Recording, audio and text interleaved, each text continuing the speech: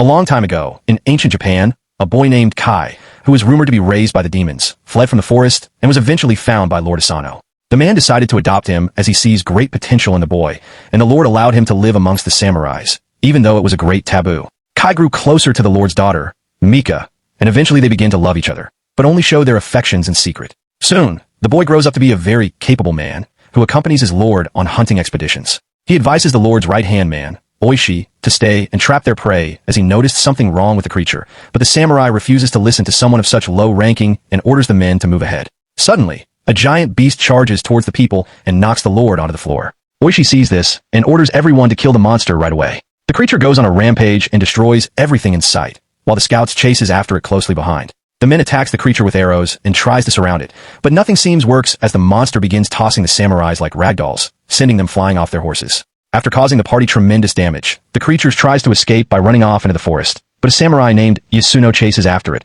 as Kai follows them closely behind as well. The samurai tries to attack the monster using his sword, but gets knocked off his horse in the process. The giant creature turns around and sees the attacker on the floor and charges towards the man in fury. Kai sees this and runs towards the sword. He grabs the blade and stabs the heart of the monster using the creature's momentum, which eventually kills it as the monster crashes to the ground. Kai takes out the blade from the creature and offers it back to the samurai, but Yasuno is offended by the act, being saved by a half-breed who has no rank. Lord Asano arrives and sees the creature defeated, thinking that it was the samurai who slayed the beast. He gives Yasuno the honor of being his champion in the upcoming tournament, and cheers in the name of their country, believing that fortune is on their side. As the men begin to leave, Oishi notices that Kai's hands are full of blood, suggesting that he's the true slayer of the beast. Kai also notices something strange, as he sees a white fox with different eye colors and speculates that the attack may have been orchestrated by a higher power. It turns out that the man's speculations are correct, as the fox begins transforming back into a witch who calls herself Mizuki, and informs her lord, Kira, that Asano is still alive. Meanwhile, Lady Mika has grown up to be a beautiful woman, and she quickly goes to the returning party after hearing that there were injuries in the hunting expedition. After seeing that her father is well, the woman quickly inquires about the injured men, but Asano knows that his daughter only cares about the well-being of Kai. The woman quickly goes to the isolated house which Kai lives in, and sees that the man she loves is injured from the fight. She tries to help Kai with his injuries, but the man thanks her and quickly tells her to go back to her father, as the woman cannot be seen with someone of such low rankings. At night, the shogun arrives at the province of Ako for the festival that's about to take place. Kai watches from afar, and notices Mizuki amongst the concubines of Lord Kira, and recognizes the color of her eyes, being the same as the fox he saw earlier. He immediately goes to Oishi's residence and warns the samurai about the witch, who may endanger the lord's life. But the samurai ignores Kai's warnings just like before, as he doesn't respect the opinions of someone who was raised by the demons. The next day, Lord Kira arrives in the kingdom and greets Asano, complimenting about the beauty of the province, but their relationship quickly becomes strained.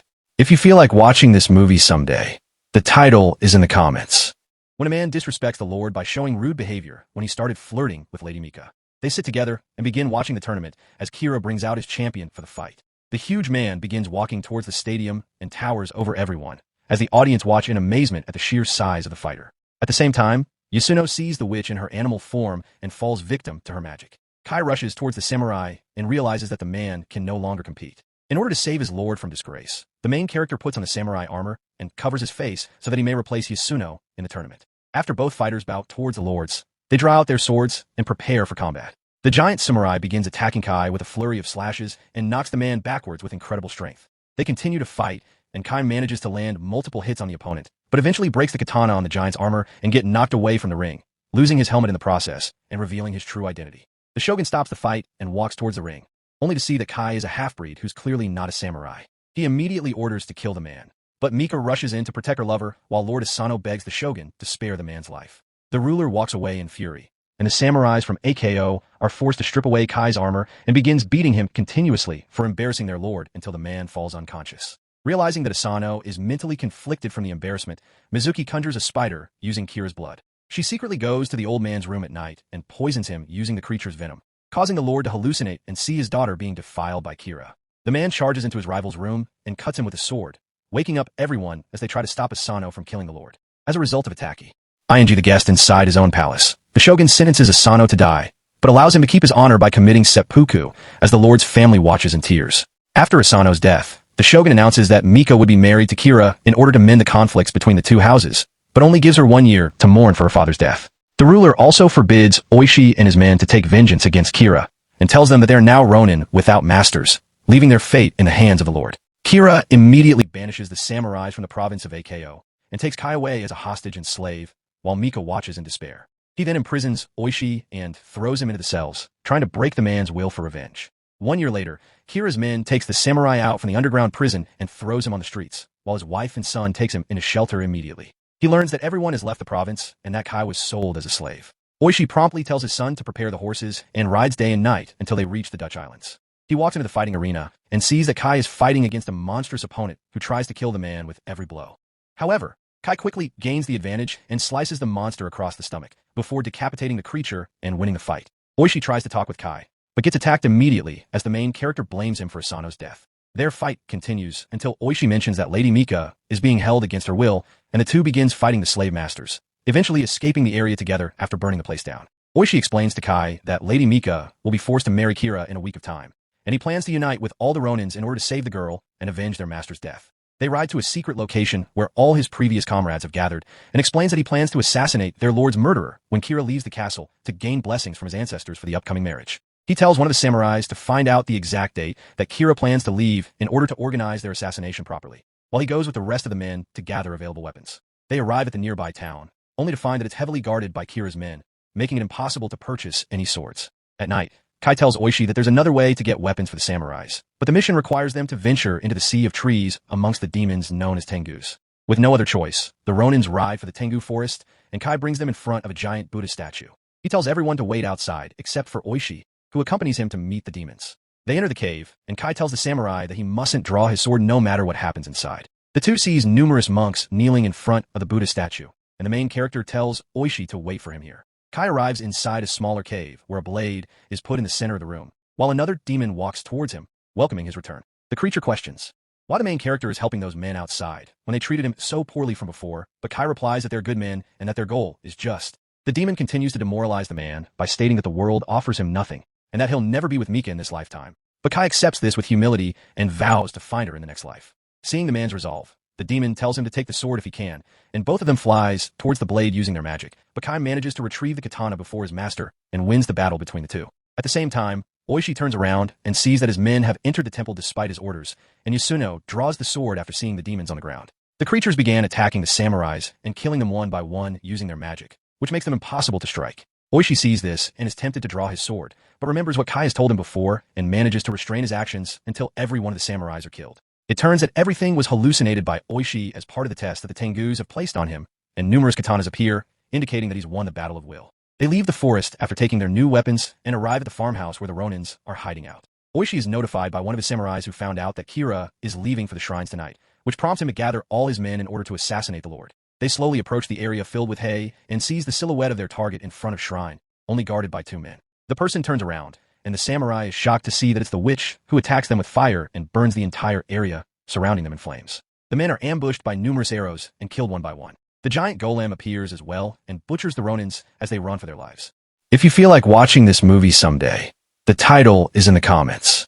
The group goes back to the farmhouse in defeat, and Oishi questions hopelessly about what to do next, while Kai tries to reassure his comrade that not all is lost and that they still have the weapons and the element of surprise. The next morning, Kai sees a group of wedding performers heading towards Kira's castle and realizes the opportunity that's presented in front of them. They stop the performers and take their costumes, planning to disguise themselves in order to move closer to assassinating the Lord. At night, the samurais manage to avoid detection from Kira's guards and make it into the fortress without suspicion. Lord Kira takes Lady Mika and plans to finally have their wedding and gain control of Ako in the process. They sit in front of the stage and begin enjoying the show as the samurais perform a crowd in order to distract the soldiers.